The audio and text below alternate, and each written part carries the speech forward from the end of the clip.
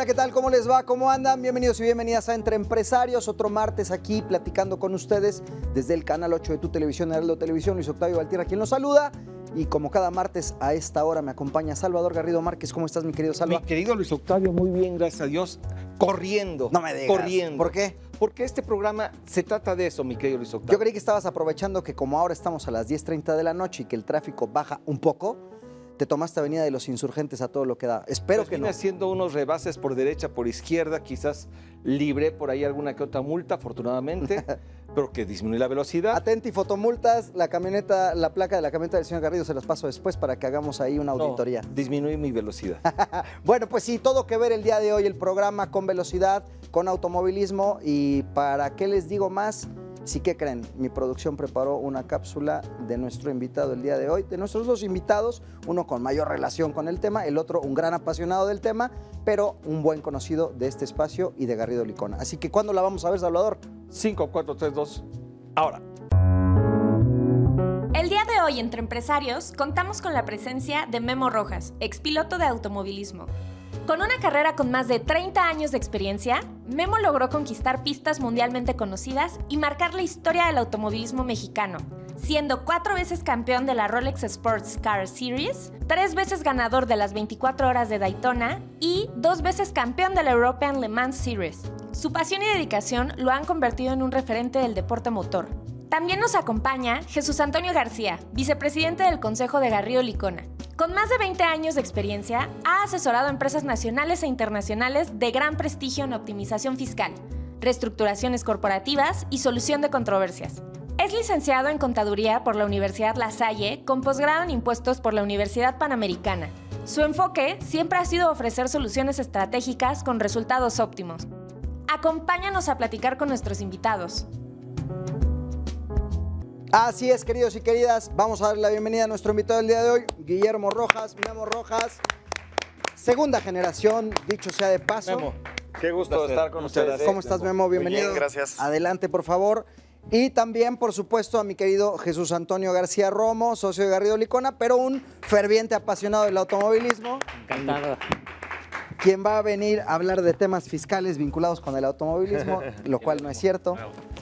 Pero que sí, seguramente nos vas a dar mucha luz, porque al final del día, debo decir, queridas y queridos, un servidor no es un conocedor y ni siquiera cercano al deporte del automovilismo. Sin embargo, mi querido Toño me va a sacar de ese apuro.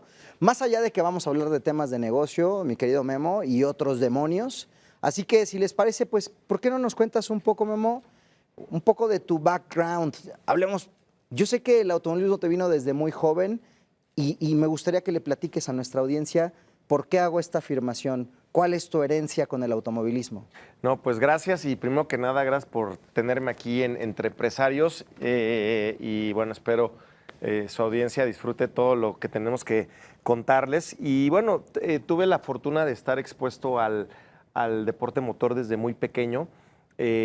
Por mi padre. Mi padre fue piloto también, en una época distinta a la mía, una época donde literal, cuando mi padre empezó, él era mecánico y piloto y él remolcaba su auto a pues ni siquiera en autódromos, ¿no? Eran a veces carreras en las carreteras de México. Obviamente fue evolucionando, se empezaron a construir autódromos. Y mi padre fue uno de los pilotos más exitosos en la época desde los 60, 70 y 80, hasta se retiró en 92. Entonces yo mi infancia, mis fines de semana no los pasaba en un parque como un niño normal, sino los pasaba en autódromos con mi hermano, con mi mamá, yendo a ver a mi papá correr. Entonces estuve expuesto al deporte hasta que mi padre a la edad de 8 o 9 años me llevó a una pista de go-karts y ahí es cuando probé el veneno del automovilismo. Y quedé enamorado del deporte. Sí. Oye, Memo, y en relación con este tema, generalmente se ve sencillo el manejo de un go-kart y lo hacemos como un tema de diversión, ¿no? Pero ya entrando en competencia, ¿es una diversión o ya es una profesión? Pues mira, es una profesión. Fíjate que hubo un momento donde cambió mi forma de ver el automovilismo, de una diversión a una profesión, y fue el primer día que alguien me dio un cheque para competir. O sea, en el momento en que te pagan por desempeñar lo que era tu pasión, tu hobby, tu sueño, algo cambia. Yo creo que cualquier futbolista te puede contar algo similar. Todos los futbolistas seguramente empezaron jugando en la escuela, en la calle, con sus amiguitos, y lo hacías por diversión, ¿no? No esperabas una recompensa, te gustaba jugar fútbol. Lo mismo era el kartismo o las categorías de inicio, que pues no era profesional, era simplemente tratabas de llegar a un sueño. En el momento en que te pagan por desempeñar un deporte, empieza a haber una responsabilidad mayor, porque antes te debías resultados a ti mismo, y si ganabas o perdías era pues, tu problema, ¿no? O era para tu satisfacción o cumplimiento de tu sueño. En el momento en que alguien empieza a poner dinero en ti,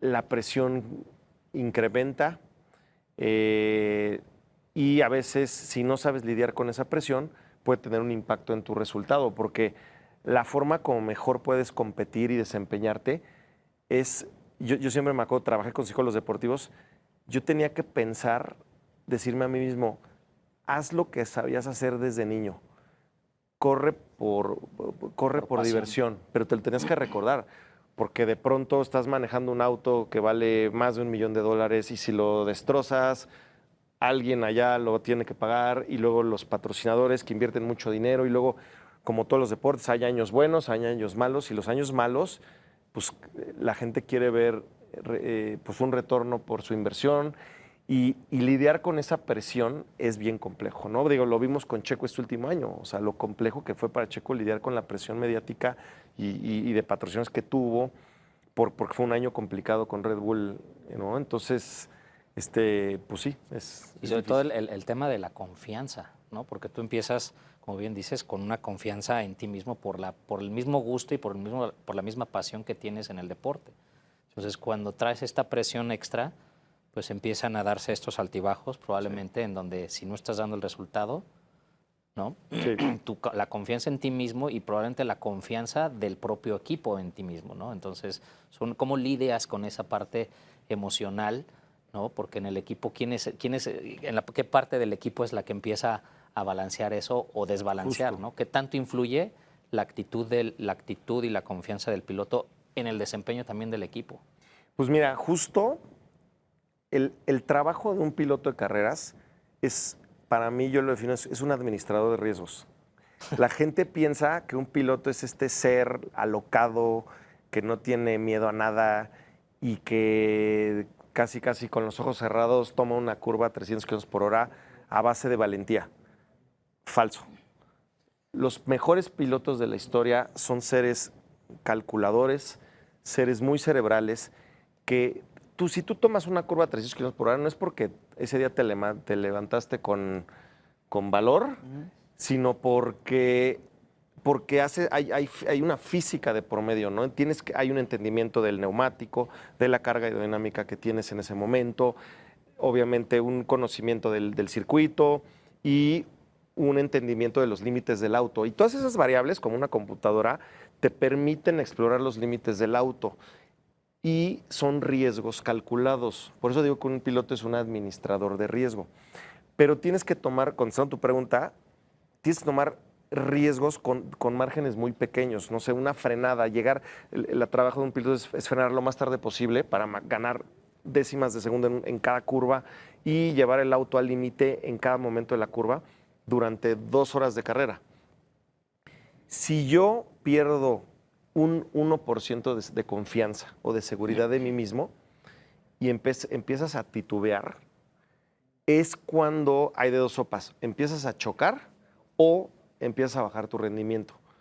No hay margen para titubeo en el automovilismo, es todo o nada, es al límite todo el tiempo. Y es como, yo a veces lo describo de una forma muy, muy tonta, que a lo mejor luego las nuevas generaciones no van a entender la metáfora, pero seguramente alguna vez fueron a una kermés y se acuerdan que había unos juegos de kermés que te ganas tu pollito. Sí, Claro. claro. Una vez me gané un Sí, pollito y en unos meses era un pollo, una gallina espantosa y la tuvimos que...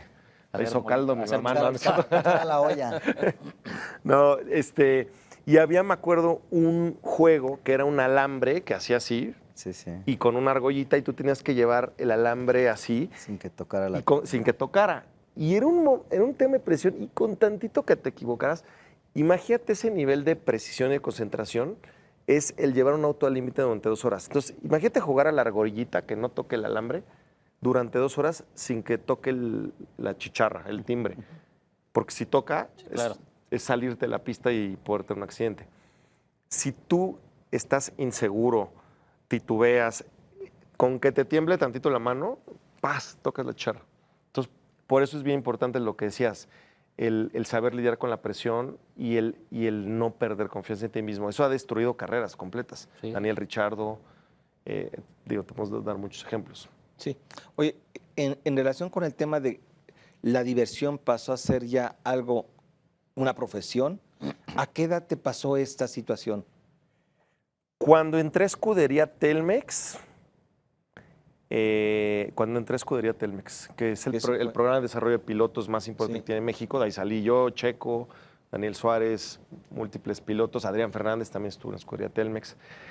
Y ahí fue cuando empezaron a pagarme y empezaron a caer los primeros patrocinadores y donde ya había una responsabilidad no solo hacia ti mismo, sino hacia un tercero. ¿Pero eso ya sucedió ya que eras mayor de edad o todavía? Ay, creo que tenía todavía? 18 años, cuando Ok. entré a Escudería, 18, 19 años, por ahí. Pero previo lo hacías por una pasión, por diversión, porque un sueño. estaba en tu sangre un sueño. O sea, Ya quería tenías- yo llegar a ser o sea, desde profesional. chiquito. ¿Tu referente era tu papá? Sí, pero por ejemplo, mi papá corrió una época donde era bien complicado ser piloto profesional. Mi papá era el de los mejores de México, pero él tenía que trabajar de lunes a viernes, tenía un trabajo normal. Pero piloto al final del día. No vivía de ser piloto. O sea, entiéndelo como quieran, pero Sí. ser piloto no era, digamos, no era la misma imagen que hoy tenemos de un piloto, donde está profesionalizado, donde Sí. a lo mejor ya a ciertos niveles, ¿no? Me queda claro que hay otras divisiones donde todavía tienes que combinar tu pasión Correcto. con trabajo. Pero igual tú lo veías y decías, para mí mi papá es piloto y cuéntenla como quieran. Sí. Yo quiero llegar ahí. Sí, pero cuando a mí ya me tocó desarrollarme, ya estaba un poco más comercial y sí había un camino, había una ruta de éxito a poder ser profesional. Ok. Entonces yo sí tenía ese sueño de ser piloto profesional. Nada más que cuando tú estás en camino a, pues todavía como un jugador en fuerzas básicas, ¿no? Todavía no le pagan o le pagan muy poquito, Sí. a cuando ya, pum, debutas y ya te pagan algo importante por dar resultados. En esta misma analogía tengo una pregunta para ti, porque es común que en la vida del futbolista pues, llega un momento donde el futbolista dice o escuela o deporte. ¿Te pasó eso? Sí. ¿Y cuál fue el resultado? Pues mira, yo me acuerdo que justo el año que está terminando prepa, que terminas prepa de los 17, 18 años, por ahí, ese fue el año que yo tenía en la mesa un contrato de Escudería Telmex que el licenciado Carlos Limdomit creó en ese. Yo estuve desde la primera generación de Escudería Telmex, que la crearon, creo que fue en el 2001, 2002, no recuerdo. Y entonces me acuerdo que llegué con mi papá con mi diploma de la prepa, del TEC de Monterrey. Le digo, papá, ahí está mi diploma, muchas gracias por tu apoyo. Ahí nos vemos. Voy a ser piloto. Y mi papá me dijo, ¿qué? No, a ver, compadre. Y no a base de regaño ni nada. Me hizo entender, me dijo, a ver, ¿quieres ser piloto, verdad? Yo sí. Sí ubicas que las probabilidades de éxito son muy bajas. O sea, me hizo entender con probabilidades y es la realidad. O sea, solo llegan a profesionales el punto, como los futbolistas, Creo ¿no? que hasta más baja. O más baja, sí, Creo que no es sé más ni el baja. dato, Yo pero... creo que hasta más baja. ¿De cuántos niños que sueñan con ser futbolistas, cuántos llegan a la selección nacional? El todavía mucho más 0.001%. Y si hablamos de que ya están también llenando de nacionalizados, pues peor. Pero bueno, luego Imagínate. hablamos de eso. Imagínate. Entonces, mi papá me dice, a ver, ¿por qué no vemos cómo puedes continuar con tus estudios y que sigas compitiendo? Y yo, no, papá, yo voy a ser piloto. Y el caso que me hizo entender y dije, bueno, me acuerdo que entré a la universidad y yo dije, bueno, voy a estudiar algo que tenga que ver con los coches, ingeniería mecánica. Y dije, voy a inscribir 4 materias, me acuerdo que eran 6 por semestre en el TEC. Y dije, voy a meter 4 pues, para medirle el agua a los tamales, que no me afecte mi rendimiento deportivo. Y estaba yo compitiendo en Estados Unidos. Entonces ahí iba, viajaba, vi que la carga de trabajo ahí medio podía, pero sí me acabé cambiando a una carrera un poco más Tranquila. y estudié mercadotecnia porque sí me dijo el director de carrera, compadre, cuando llegues al cuarto o quinto semestre no te va a dar la vida, o te desempeñas bien en tu deporte, o sea, o haces una bien, o sea, no puedes hacer dos a medias. Entonces, pues lo logré, le hice mi deporte súper bien y tuve una carrera increíble y pude terminar mis estudios. Pero fue una decisión con conciencia que mi papá me hizo entender, pero no es lo común, ¿eh? Yo creo que casi todos los compañeros pilotos que he tenido, ninguno ha estudiado. Ok. Ahora, ¿qué tanto influyó esta preparación que tuviste ya de una profesión en tu carrera como piloto, en tu profesión de piloto? La parte académica son con dos, la parte... ¿La academia te ayudó en tu profesión?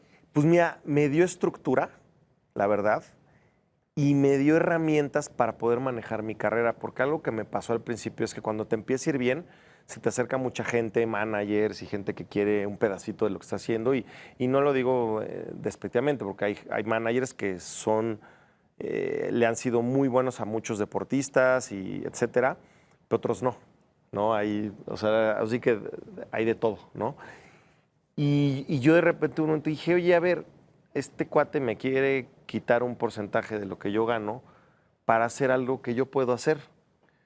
Tengo las habilidades de los clientes. Entonces empecé yo a manejar mi propia carrera, yo me administré, sí me armé de un equipo de trabajo, alguien que me llevara a la prensa, un publirelacionista, alguien que me ayudara con lo comercial, que trabajamos en conjunto. Manejar tu marca. Pero yo, a crear mi marca, pero yo fui mi propio manager. Me dio esa estructura y luego cuando me empecé a ir bien como profesional, me dio, yo creo que las bases de una buena educación financiera, porque también a mí me da mucha ansiedad, no sé si mi carrera va a durar profesional. O sea, ya cuando te empiezan a pagar, pues a lo mejor puede durar 1 año, 2 años, al tercer año a lo mejor te cepillan porque no da resultados. Claro. Yo jamás pensé que iba a durar como profesional más de 15 años. Pero en el momento, pues vas año con año, ¿no? Así que vas al día. Sí, sí. Y yo me dije, ¿cómo puedo yo, con lo que gano hoy, retirarme mañana? Esa fue mi pregunta que me hacía. Entonces pude administrar también las finanzas de mi carrera para poder retirarme algún día. Y entonces eso me ayudó mucho la parte de la escuela. Pero le falta fiscalista. ¿Y qué? Le falta un fiscalista. Sí, fiscalista. Y bueno, en esta trayectoria, ¿cómo llegaste tú a esta situación en donde tú lograste este primer patrocinio? En todas las profesiones, en todas las carreras, en todos los negocios, siempre debes de empezar con un capital. Sí. Y generalmente es lo que no tienes, porque estás empezando. ¿Qué hiciste para lograr ese primer patrocinio, ese primer ingreso y pues detonar esta carrera que la verdad es muy ejemplar? No, pues muchas gracias. Fíjate que esa es una de las preguntas más recurrentes en redes sociales de jóvenes que me dicen, quiero ser piloto, ¿cómo le hago? ¿No? Puta. Y te voy a decir, yo creo que todos los pilotos tenemos caminos diferentes. Te puedo contar el de Checo, te puedo contar el mío, te puedo contar el de Lewis Hamilton y el de muchos otros. Y la realidad es que todos son diferentes porque desafortunadamente el deporte motor tiene un problema, es muy costoso.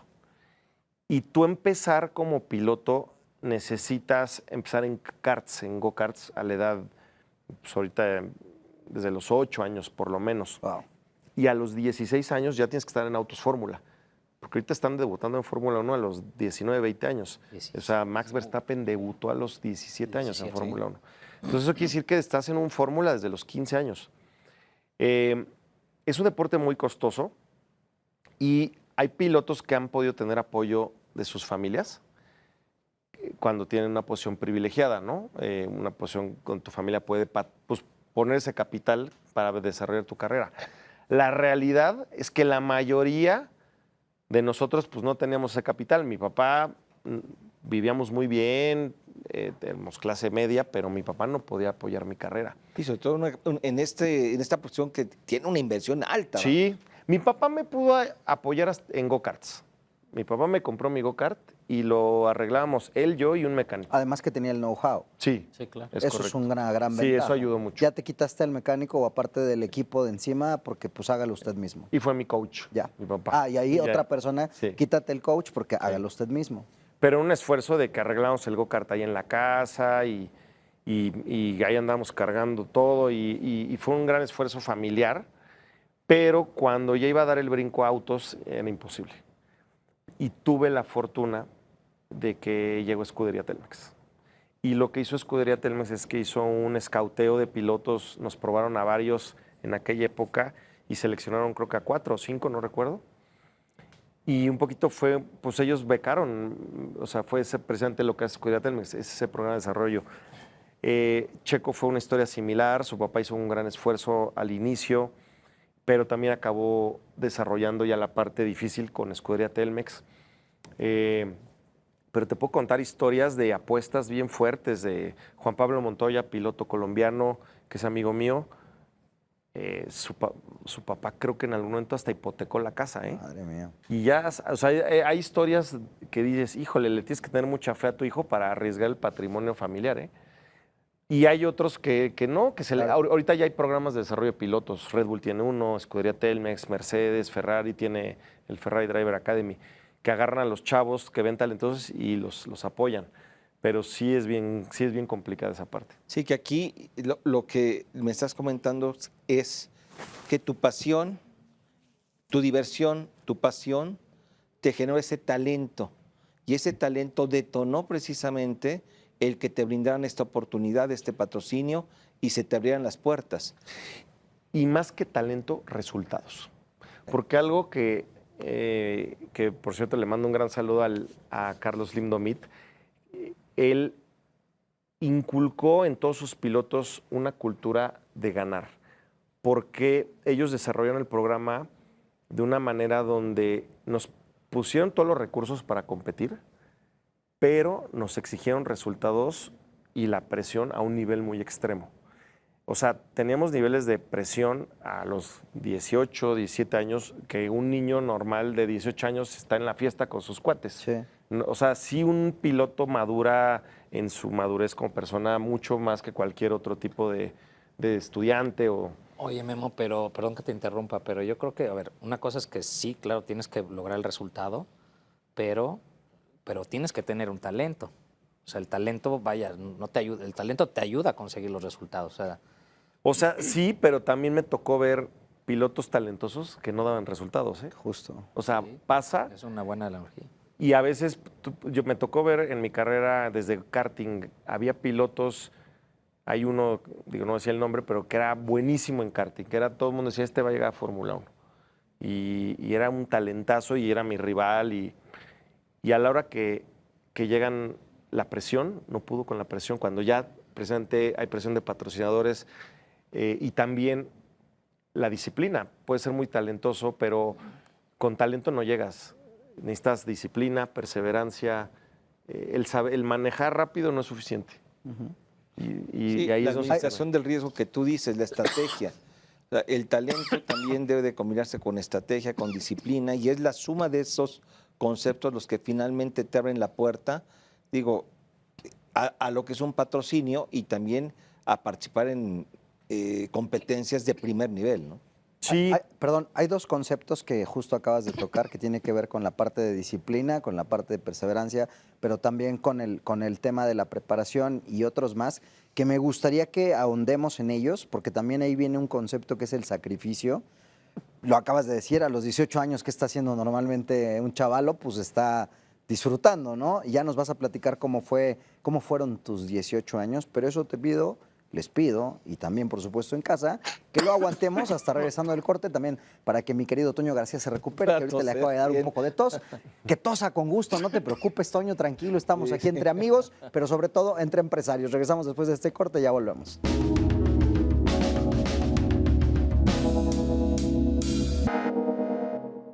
Asesórate. Asesórate. Asesórate. Asesórate. Asesórate. Asesórate. Asesórate. Asesórate. Asesórate. Asesórate. No nos cansaremos de decírtelo. Asesórate. Garrido Licona. Asesoría fiscal, legal, financiera y de negocios. Visítanos en garridolicona.com.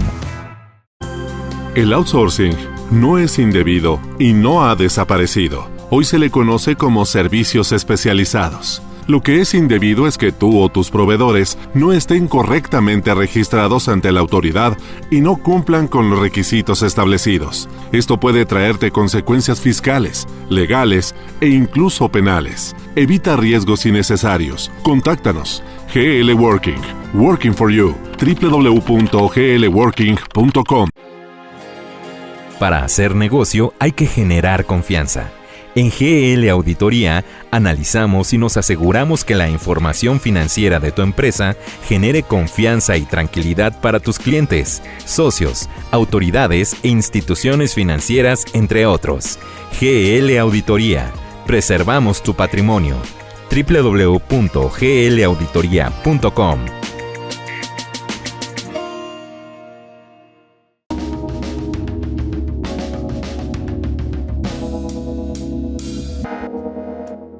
Bienvenidos de vuelta a Entre Empresarios. El día de hoy está con nosotros Memo Rojas, Guillermo Rojas Jr. Porque, y me permito decir Junior, no por otra cosa, porque también vas a decir qué vato tan igualado, si se acaban de conocer en este espacio titulado Entre Empresarios, pero porque, si ustedes no lo sabían, yo se los platico, hay un Guillermo Rojas Sr. Y en este caso el Senior y uno solamente hace una diferencia entre papá e hijo. Así que, porque también ustedes deben de saberlo, por si no lo sabían a estas alturas, que Guillermo aquí presente también ha sido un piloto mexicano muy galardonado, que ya nos platicará también de esta parte de su historia. Y despedimos, mi querido Memo, el bloque pasado, cuando nos estabas contando que tus 18 años fue un parteaguas, porque tuviste esta decisión entre seguir con los estudios, que tu señor padre dijo, aquí no es opción, aquí hay que seguir, y además la carrera a la par deportiva. Y en esta carrera deportiva decías, bueno, yo estaba entrenando o yo me estaba preparando cuando un chavalo de 18 años, pues regularmente está en la universidad y está en la fiesta. Y platícanos cómo fue este inicio de la edad adulta, saliendo de la adolescencia a la edad adulta, para un piloto que ya tiene miras a ser un piloto profesional. ¿Qué tipo de esfuerzos conlleva? Pues mira, me acuerdo que yo no tuve una adolescencia y adultez temprana atípica, porque sí recuerdo a todos mis amigos cuando llegan esas edades, pues sus prioridades son diferentes, y realmente el objetivo es pasarla bien y hacer la escuela, ¿no? Claro. Y algo que me pasó, que fue muy curioso, es que estaba tan obsesionado con ser piloto. O sea, de verdad fue un sueño que desde que era niño, o sea, yo comía, respiraba, desayunaba, cenaba coches. O sea, era mi pasión. Me acuerdo que en las clases me ponía a dibujar Fórmula 1 en mi cuaderno. Estaba pensando en coches todo el día. Y la verdad, yo veía todo eso como un trámite, ¿no? Bueno, tengo que acabar la prepa, la escuela, para ya poder ser piloto. Era algo que tenía que cumplir, como de trámite. Y cuando empieza a ver esas tentaciones y desde las fiestas, hasta el alcohol, amigos que me acuerdo que en la prepa empezaban a fumar, yo me acuerdo que decía, no, o sea, yo no puedo dejarme tentar por nada que pueda alterar mi ruta que yo había dibujado de éxito a lograr mi objetivo. Y esos sacrificios, porque para alguien los puede ver como sacrificios, ¿no? Se perdió de parte de su adolescencia o adultez temprana. Yo no lo veo así.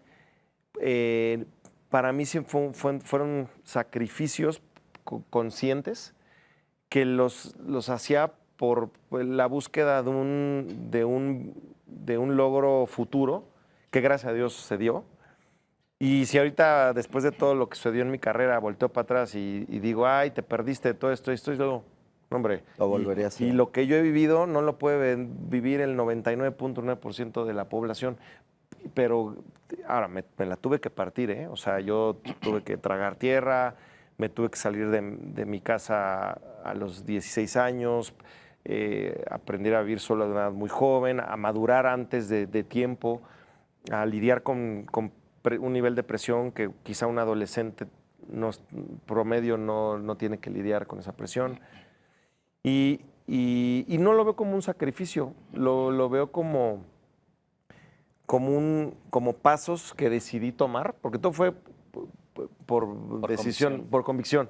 O sea, a mí mi papá no me dijo, es más, mi papá ni quería que fuera piloto, y eso que él fue piloto, pero dijo, va a ser, porque él sabe lo duro que es. Entonces como que dijo, no, ay, ojalá que quiera ser abogado o algo más normal, o fiscalista, algo más normal. Y Oye, pero acabas de decir algo clave, porque hablaste de tu papá, pero a tu mamá ya le había tocado aventarse la vida con un hombre atrás de las carreras y ahora le tocaba con otro. ¿Cómo Sí. lo veía tu mamá? no, mi mamá la pasó re mal, porque... y ella te lo dice, no es lo mismo un hijo que tu esposo. Digo, yo no soy padre, no sé si Pues ustedes sí. sean padres, pero no sé, es como decir, ¿quieres más a tu hijo o a tu esposa? No, mejor no contestemos, pero creo que es diferente. Mi mamá me dice, mira, cuando corría tu papá, pues sí me ponía nerviosa, pero no tanto.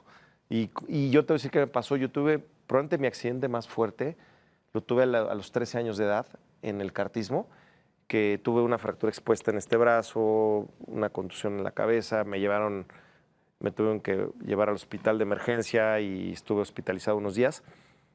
Y ahí mi madre, cuando desperté yo de la cirugía, me acuerdo que le pregunté a mi papá, oye, papá, ¿y cómo quedó el go-kart? Ya está listo. Yo como que no sabía que tenía el brazo. O sea, estuve 1 año y medio en rehabilitación, tenía el brazo hecho pedazos. Y me dice, y le digo, ¿cómo quedó el go-kart? Y mi mamá, no, ¿cuál? Ese go-kart ya está en la basura, ya se vendió. Y mi papá me guiñaba el ojo así por a espaldas de mi mamá. Decía, tú, como de... Tranquila. Y mi mamá se puso bien. Y luego ya cuando empecé a rehabilitarme y todo y empezamos ya a buscar regresar, mi mamá se puso muy loca, la verdad. Normal. Normal. Y yo fui a hablar con ella. Le dije, mamá, es que yo voy a buscar mis sueños con o sin tu ayuda. Preferiría con tu ayuda. Pero, y entonces ahí como que le cayó el 20 a mamá. Me dijo, ok, te apoyo, pero no vuelvo a ir a una carrera. No, ni vengas. O sea, no. Y mi mamá no se paró en un autódromo en 10 años, fácil. Ya cuando me empezó a ir bien, empecé a ganar, ya era profesional, ya ahí con sus amigas me presumía, ahí sí era así, ¿no? Pero y ahí sí ya iba. Empezó a salía en la irse, foto. ahí sí ya. Ya cuando salía el periódico dijo, ay, sí. Pero por 10 años no se paró en un autódromo. Sí. Ok. Oye, Memo, ¿cuál ha sido en esta trayectoria que has tenido tú como piloto y como empresario? Porque ya también vamos a hablar acerca de tus empresas y de tus actividades ya en una faceta emprendedor.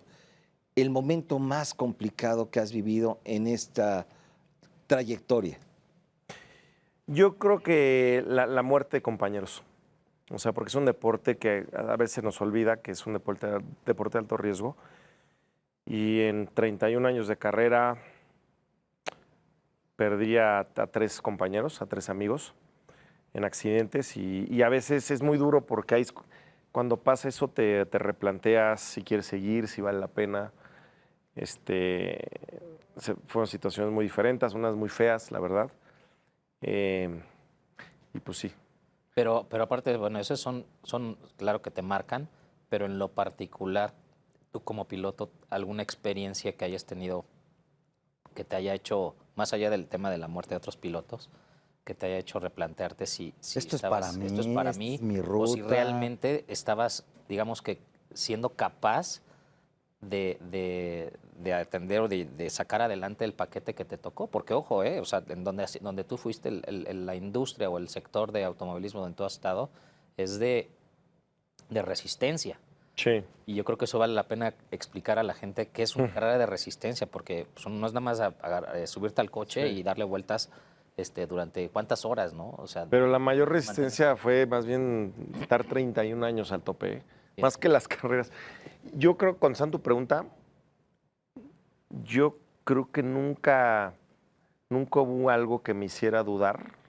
Como que siempre supe que era lo que quería hacer y a lo mejor a veces podría pecar de arrogancia, y lo digo, va a sonar arrogante, pero lo digo, se los juro que se los digo con toda la humildad, es que siempre supe que era muy bueno y siempre supe que tenía todo para lograrlo. O sea, como que nunca dudé. Y puede sonar muy arrogante, o sea, sí, No, pero... no, pero a ver, las cosas son lo que son. A veces no estamos tan acostumbrados a escuchar las cosas con tal claridad, pero pues es lo que es. O sea, si tenías ese feeling, pues ese feeling. ¿Y qué te digo? O sea, y suena sangrón, pero nunca dudé de mí. Y he dudado de mí en otras áreas de mi vida, ¿eh? O sea, pero en eso nunca dudé.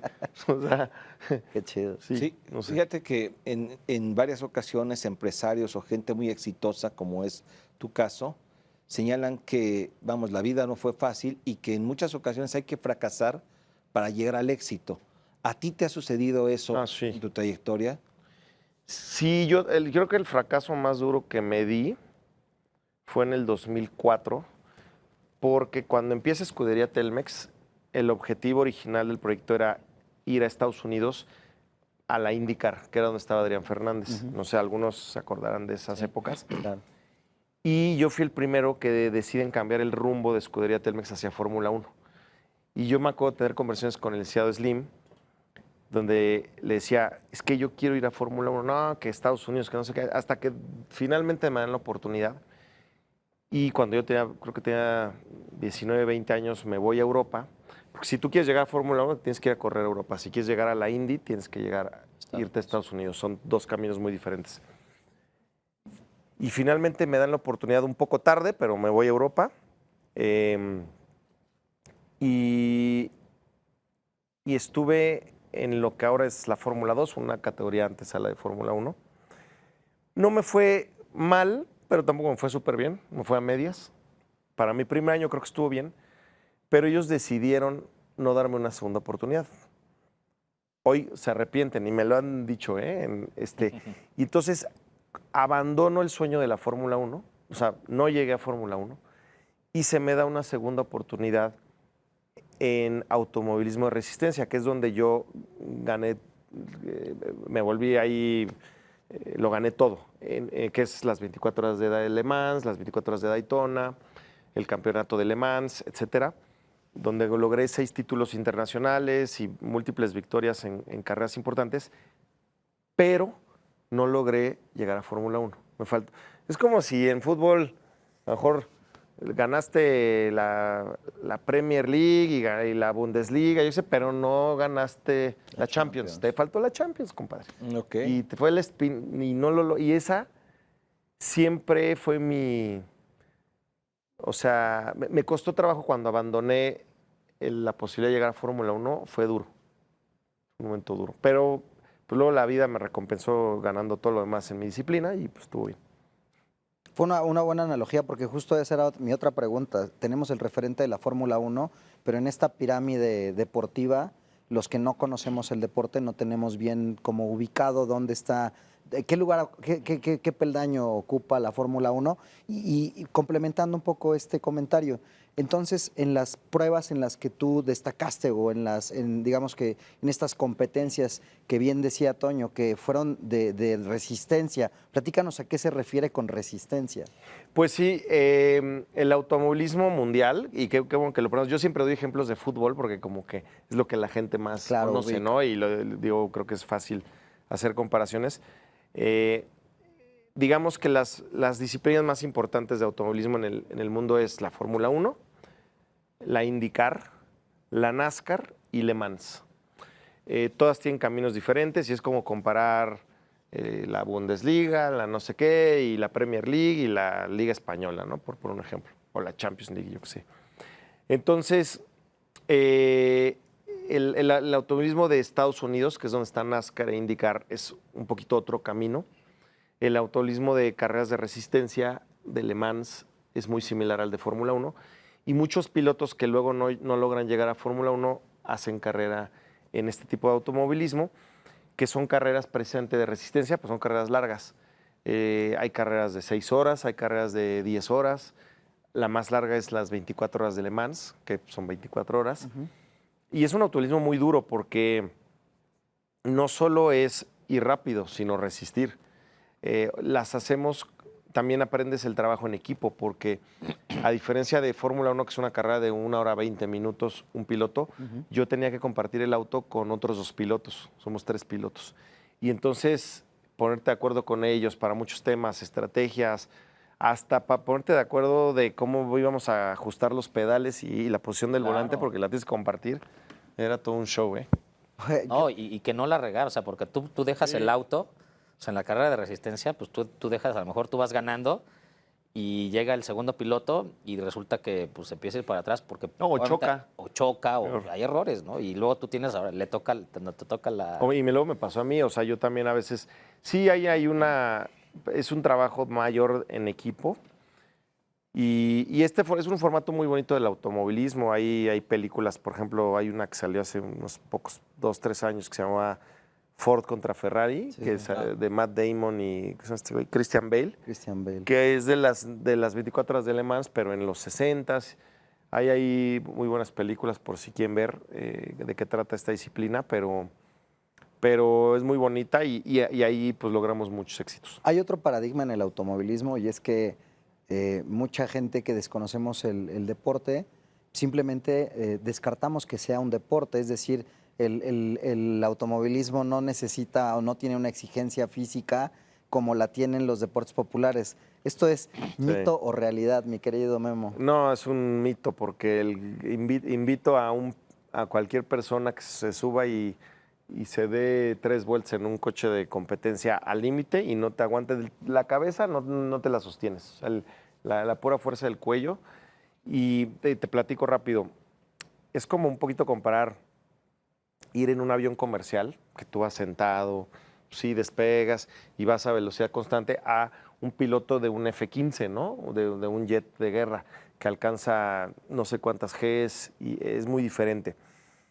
Tú no puedes comparar ir en periférico con el aire acondicionado oyendo el radio en el tráfico. Por más que jale tu coche. Por más que jale. Tu coche. Mira, te voy a dar una métrica muy interesante. Un auto de competencias de alto rendimiento, como los de Le Mans, alcanzas hasta 4 Gs. 4 Gs es 4 veces la fuerza de gravedad.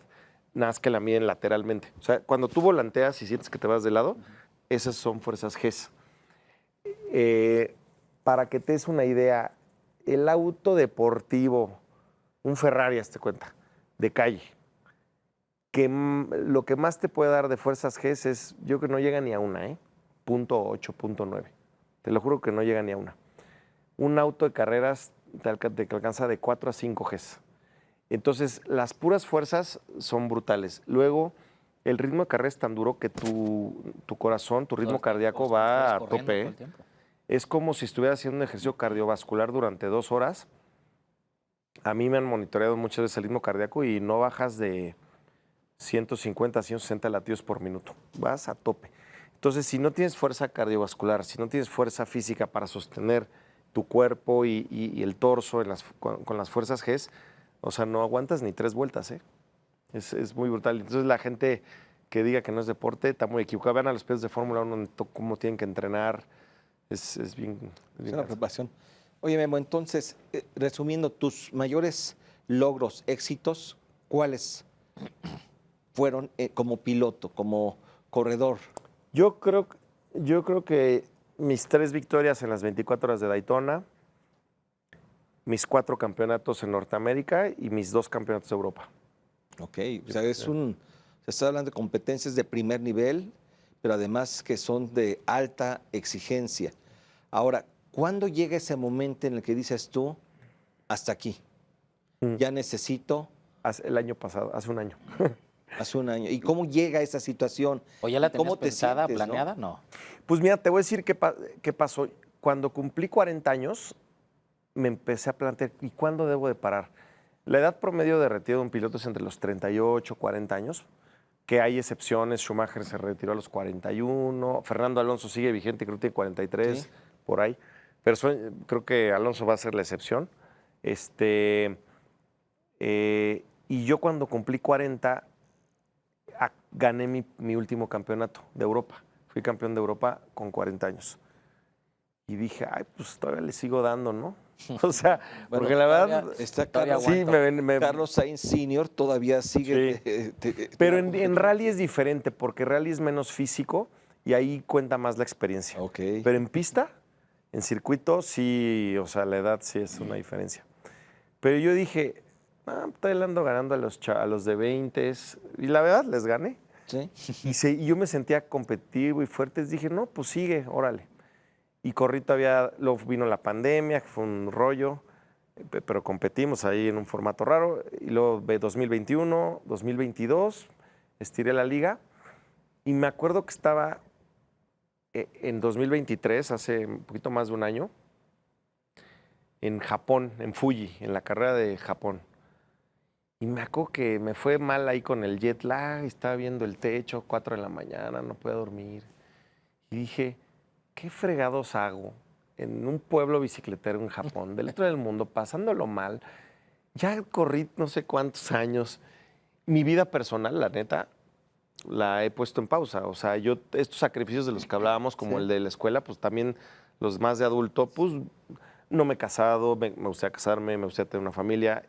Puse en pausa muchos aspectos de mi vida por dar mi 100 en mi deporte.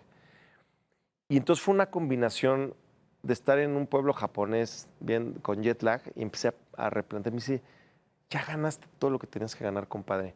Ya atiende tu vida personal. Algo que la gente no sabe es que yo llevaba más de 15 años donde pasaba en promedio de 150 a 180 días al año en hoteles. Y eso no sale en Instagram. En Instagram. aviones? Y pues, lo mismo, pues imagínate el equivalente. Entonces, la gente en Instagram se ve padrísimo, ¿no? Bien padrote ahí en el podio y con tu traje de piloto y manejando autos increíbles. Y sí, está bien padrote. Pero lo que no sale en Instagram es la friega y los sacrificios para poder estar ahí sostenidamente durante 30 años de carrera. Y los viajes, creo que los viajes fue el detonante. Dije, ya no quiero viajar. O sea, hubo un momento que ya ir a un aeropuerto era de otra vez y a ver a dónde. Y como corría por todo el mundo, era una comisión de los viajes, el jet lag, 30 años de acumulación. Y dije, ya, compadre, ya lograste lo que querías, ya. Y dije, pero eso la tomé a principios de 2023.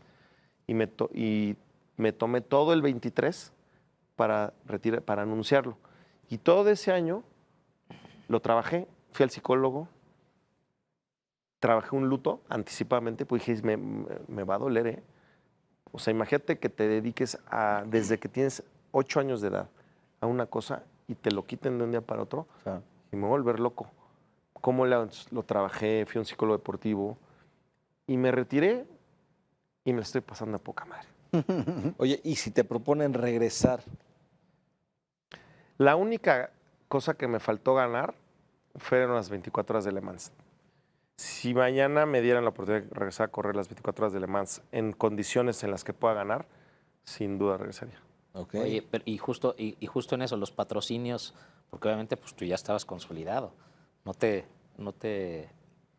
No, pero pues existieron. yo tenía contrato con ellos, cumplí con el contrato y nada más ya no renové. A ver, hablé con todos y con todos hablé y me acuerdo que al primero que le avisé fue a Carlos Slim, que Telcel, bueno, Escudería Telmex, Telcel fue mi patrocinador principal durante 20 años. Y fui a hablar con él y le dije lo que me estaba pasando. Me dijo, pensamos que nunca te ibas a retirar. ¿De dónde se apaga Sí, no, y se convirtió en una junta donde yo le iba a comunicar eso, se convirtieron en 2 horas que estuvimos en su oficina dándome consejos de vida de lo que vi, la segunda montaña. Claro. Porque a mí me da ansiedad un poco, porque te da miedo, ¿eh? A ver, yo no sabía que iba a tener un podcast y todos los proyectos que me han salido, o sea, eso se han dado y pues, qué padre, pero en ese momento ¿Y ahora yo qué? estaba preparado para parar y ahora, ¿para qué soy bueno, no? O sea, imagínate, ¿no? Sí, que claro. se acabe, un futbolista es igual, imagínate que solo aprendiste a patear un balón toda tu vida y de repente ya no vas a patear un balón, ¿y ahora qué hago? O sea, no está fácil, ¿eh? Sí. Y justo esa es la siguiente pregunta. Hoy, ¿qué es lo que estás Y haciendo? rapidísimo, porque ya nos quedan 2 minutitos, nada Se más fue una como agua. síntesis. Sí. Exacto, sí, faneamos mucho de tu No se carrera, preocupen. pero hoy, ¿qué hay? Pues rápidamente quería seguir involucrado en mi deporte y tuve la oportunidad de convertirme en analista y comentarista en Fox Sports. Entonces me puse a hablar de Fórmula 1 en televisión, se me dio y consecuente hice un podcast de Fórmula 1 que en 2024 ha sido de los podcasts de deportes más vistos en el país. Se llama Desde el Paddock. Eso. Si lo quieren ver, los invito. Los 100%. amantes de Fórmula 1, ahí busquen en YouTube Desde el Paddock o en redes sociales. Y pues ahora es mi nueva faceta como pues, creador de contenido. Y estoy un poquito coachando y asesorando a un piloto mexicano que es la carta más fuerte que tiene México para llegar a Fórmula 1. Se llama Noel León. De hecho, es patrocinado por El Heraldo. Por cierto. Por cierto. Y Es un gran piloto que lo estamos apoyando a que llegue a Fórmula 1. Increíble. Pues bueno, gran síntesis. Te la aventaste literal en 2-3 minutos. Entonces, ¿dónde escuchamos tu podcast o dónde lo podemos ver? YouTube lo pueden el ver paddock. completo desde el paddock o también tenemos Instagram, TikTok, Facebook, pueden ver Clipeo y también en audio en Spotify, Amazon Music, Apple Music. Pregunta obligada de este espacio es, si tuviéramos que definir a Memo Rojas en una palabra, esa palabra sería... Perseverante. Excelente, mi querido Memo. Pues, Memo Rojas, muchísimas gracias por habernos acompañado el día de hoy. Toño García. Memo, Toño, muchas gracias. Muchas gracias a ti. Salvatore, invitarme. querido. Pues muchísimas gracias Memo, excelente plática y los invito a escucharnos la próxima semana por aquí en Heraldo Televisión. Yes, así es, queridos y queridas. Próxima semana en este mismo espacio, 10:30 de la noche, martes, le prendes a tu tele, le pones al canal 8 como lo hiciste hoy para ver Entre Empresarios. Beso, chau, bye. Ahí nos escuchamos, ahí nos vemos.